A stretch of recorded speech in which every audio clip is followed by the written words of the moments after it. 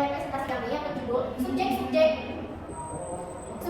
kejadian internasional. Dan kelompok kami yang pertama ada anggotanya Ismahan Dede, yang kedua ada Muhammad Zaki Nuryadi, dan yang ketiga ada saya sendiri, Firman Samserai, yang keempat ada Yania, dan yang kelima ada Ulay Nika.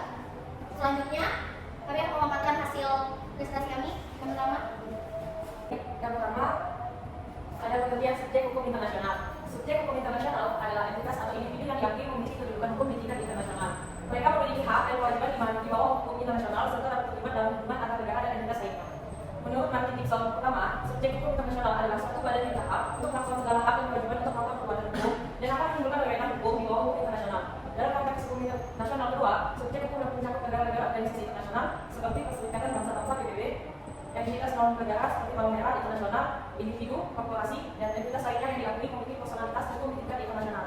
Selanjutnya akan dibacakan oleh Muhammad Zaki Nuryadi.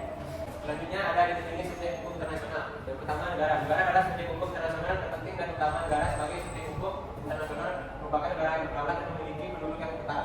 Wilayah teritorial, pemerintahannya mengatur dan membuat untuk mengadakan hubungan dengan negara lain. Yang kedua ada organisasi internasional. Munculnya organisasi internasional baik yang bersifat bilateral, regional maupun multilateral dengan berbagai kepentingan dan latar belakang menjadikan organisasi internasional dianggap sebagai salah satu subjek hukum internasional. Teori apologetis dan ekspor mengungkapkan untuk dapat menjadi subjek hukum internasional. Dasar hukum yang menyatakan bahwa organisasi internasional adalah subjek hukum internasional adalah pasal 104 Piagam PBB. 3. Palang Merah Internasional merupakan organisasi dalam lingkup regional di negara Swiss yang didirikan oleh Henry Dunant dan bergerak di bidang kemanusiaan.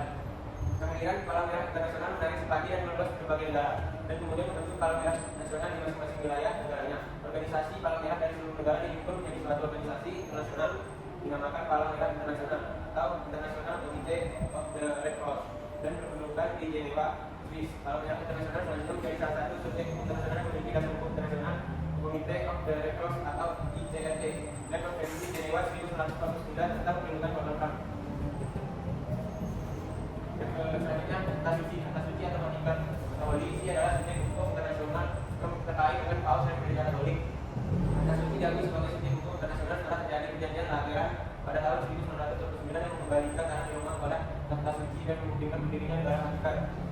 Selanjutnya adalah individu dalam kaitan hukum normatif merupakan subjek hukum internasional yang utama.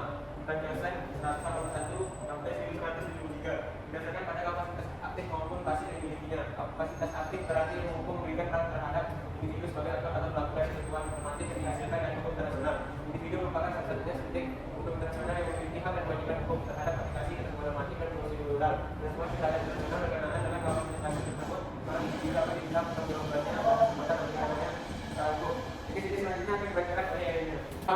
Terdapat organisasi nasional lembaga negara atau lembaga pemerintah.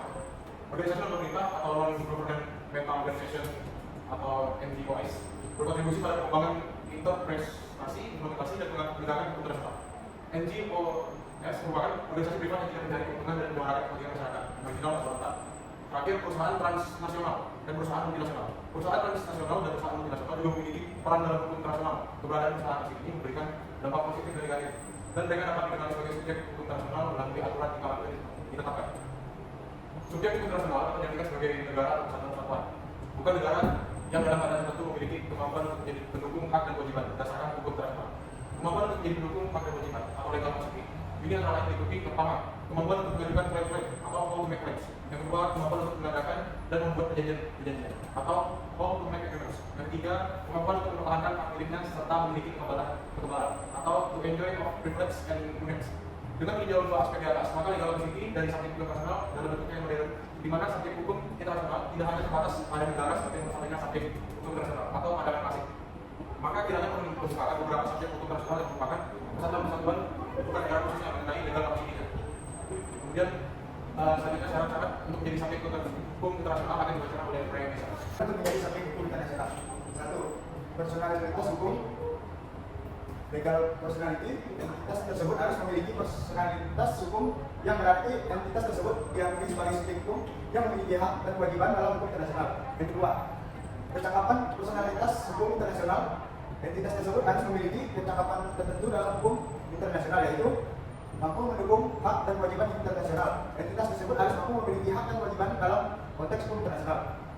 lalu mampu melakukan tindakan tertentu yang bersifat internasional. Entitas tersebut harus memiliki kemampuan untuk melakukan tindakan yang memiliki dampak di tingkat internasional, lalu mampu menjadi pihak dalam pembentukan perjanjian internasional. Entitas tersebut harus memiliki kemampuan untuk menjadi pihak yang terlibat dalam pembentukan perjanjian internasional, memiliki kemampuan untuk melakukan penuntutan terhadap pihak yang melanggar kewajiban internasional. Entitas tersebut harus memiliki kemampuan untuk mengajukan tuntutan jika terjadi pelanggaran terhadap kewajiban internasional, lalu memiliki kekebalan dari pengaruh atau penerapan jurisdiksi nasional suatu negara. Entitas tersebut harus memiliki kekebalan terhadap jurisdiksi nasional suatu negara, yang berarti entitas tersebut tidak bisa dikejar hukum oleh negara-negara individu, lalu dapat menjadi anggota dan berpartisipasi dalam keanggotaan suatu organisasi internasional.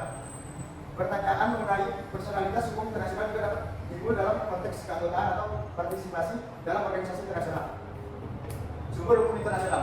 Dalam hukum pengantar hukum Indonesia oleh Man Syamsuddin, hukum internasional pada dasarnya sumber atas dua hal, yaitu sumber hukum formal dan material. Adapun sumber hukum formal dalam hukum internasional ditegaskan dalam status Mahkamah Internasional pasal 38 ayat 1, di mana sumber hukum internasional yang dipakai oleh mahkamah dalam mengadili perkara sebagai berikut. Perjanjian internasional. Sumber hukum utama atau primer dari hukum internasional baik berbentuk law-making treaty, perjanjian internasional yang menetapkan ketentuan hukum internasional yang berlaku umum, misalnya Konvensi Wina 1961 tentang hubungan diplomatik, lalu treaty contract, perjanjian internasional yang menetapkan ketentuan hukum kebiasaan internasional yang berlaku bagi dua pihak atau lebih dan membuatnya berlaku khusus bagi pihak tersebut. Kebijakan internasional, kebiasaan yang terbukti dalam praktik umum dan diterima sebagai hukum, misalnya menyambut tamu dari negara lain. Dua, prinsip hukum umum. Dan yang ketiga, keputusan menurut piagam Mahkamah Internasional pasal 38 ayat 1 sub D adalah pengadilan dalam arti luas dan meliputi segala macam pengadilan internasional maupun nasional, termasuk di dalam mahkamah dan konstitusi arbitrase. Mahkamah yang dimaksud di sini adalah Mahkamah Internasional Permanen. Mahkamah Internasional dan Mahkamah Arbitrase Permanen pendapat para sarjana terbuka di dunia. Selanjutnya akan dibacakan benar. Selanjutnya kita akan masuk ke kesimpulan.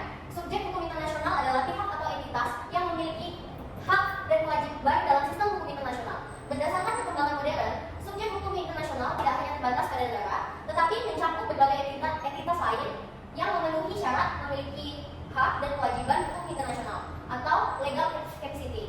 Kemampuan untuk bertindak sebagai subjek hukum internasional mengacu pada legal capacity termasuk membuat klaim, membuat perjanjian, dan mempertahankan hak atau kekebalan.